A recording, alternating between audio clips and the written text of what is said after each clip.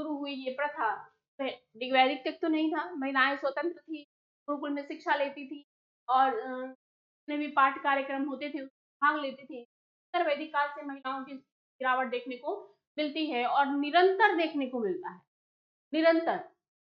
ठीक है, तरह तरह की देवदासी प्रथा, इस तरह की चीजें सामने आई हैं और सरकार ने, जैसे अभी सबरीमाला विवाद था, आप लोग देखे होंगे केरल वाला, उसमें ये था कि महिलाओं को उस मंदिर में जाने की अनुमति नहीं है। क्यों भाई?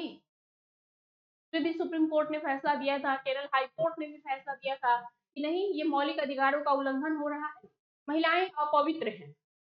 ऐसा कैसे हो सकता है कि एक ही ईश्वर ने जब दोनों को बनाया, पुरुष और स्त्री को, तो एक पवित्र हो गया और एक अपवित्र हो गई?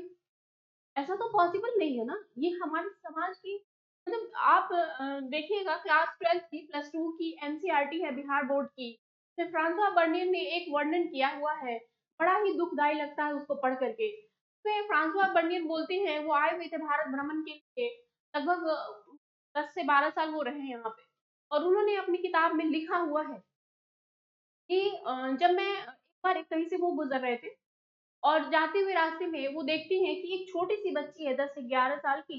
10 से 11 साल की बच्ची का मतलब समझ रहे हैं क्या एज होगा, किस तरह की होगी?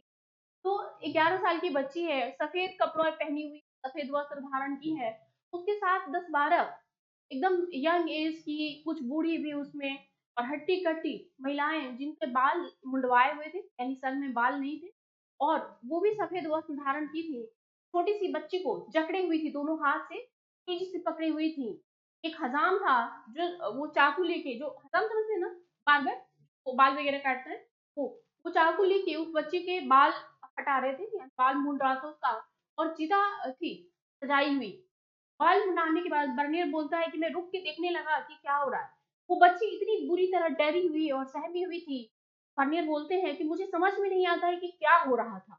ये लड़की के बाल कटाए जा रहे हैं इसलिए ये डरी हुई है, या कोई और मामला है? वो रुक के देखते हैं वहां। कुछ देर के बाद उस बच्ची को ले जाके उस चीते पे बांध दिया जाता है और चीते को आग लगा दिया जाता है।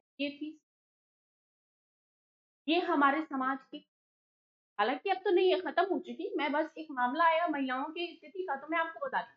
जैसे कि 3 तलाक का मामला था, ठीक है, जब मन किया शादी किया, जब मन किया तलाक दिया, घर से बाहर कर दिया।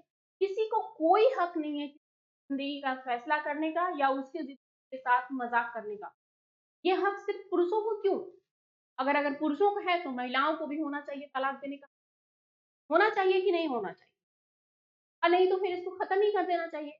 तो हमारी भारत सरकार ने इसे खत्म किया, सराहनीय था ये।